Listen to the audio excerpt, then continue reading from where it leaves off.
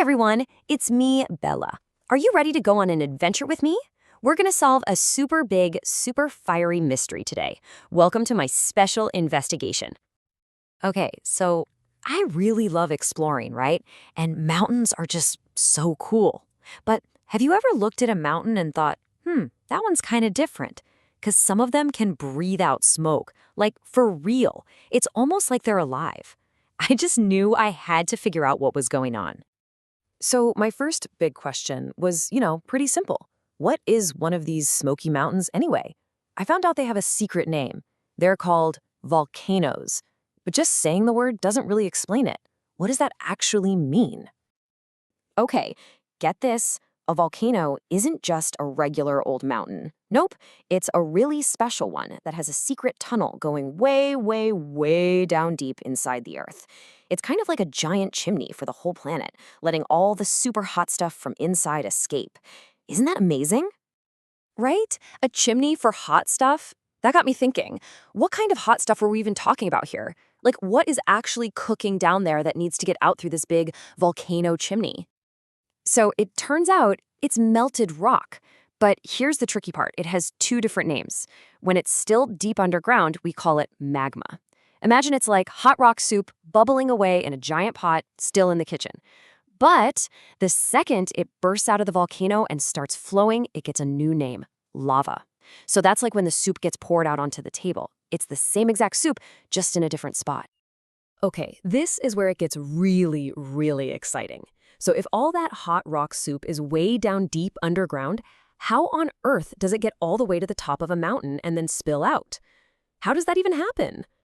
Well, have you ever shaken a can of soda? You know what happens, right? You open it and it explodes everywhere.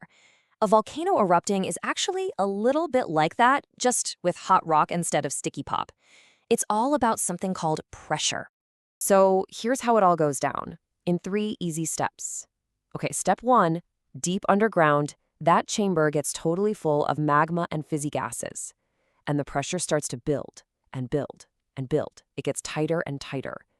Then for step 2, all that pressure needs a way out. So it starts pushing the magma up, up, up through a giant pipe. And finally, step 3.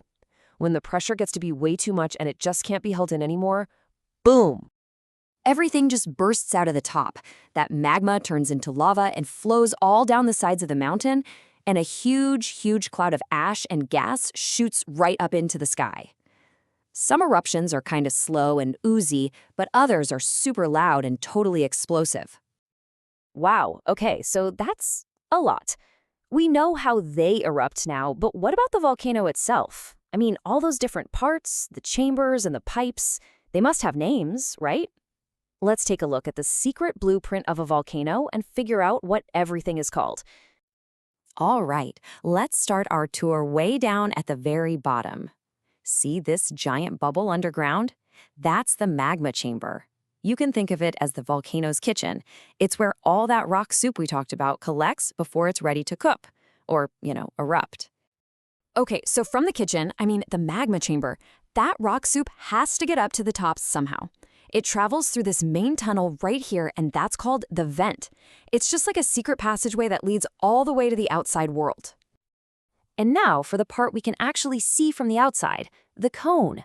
This is what gives the volcano that classic pointy mountain shape. But here's what's really cool. The cone is made of layers and layers of old lava from other eruptions that cooled down and turned back into hard rock. So the volcano actually builds itself. And our little tour finishes right here, at the very top. This is the crater. It's that big bowl-shaped hole where everything comes out. It's the exit for the vent, and it's where all the big-time action happens when it erupts. Okay, so after learning all of that, I started to wonder, are all volcanoes just sitting there waiting to explode?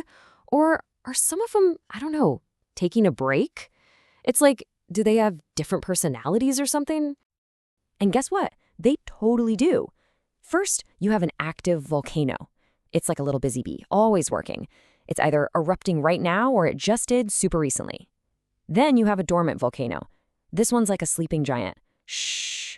It's been asleep for a long, long time, but it could wake up again someday. And last, there's the extinct volcano. This one is like a retired mountain. Its job is all done, and scientists are pretty sure it's never gonna erupt again, ever. So yeah, volcanoes can be busy, sleepy, or retired. They're not all the same at all. It really makes you look at mountains differently, doesn't it? Wasn't that so cool? My investigation taught me so much. But it also gave me one more giant question. Did you know that volcanoes are not just on Earth? They're on other planets too. There are giant ones on Mars. Can you just imagine what a volcano on Mars would look like? Wow. See? The adventure never has to stop. Thanks so much for exploring with me today. Bye-bye.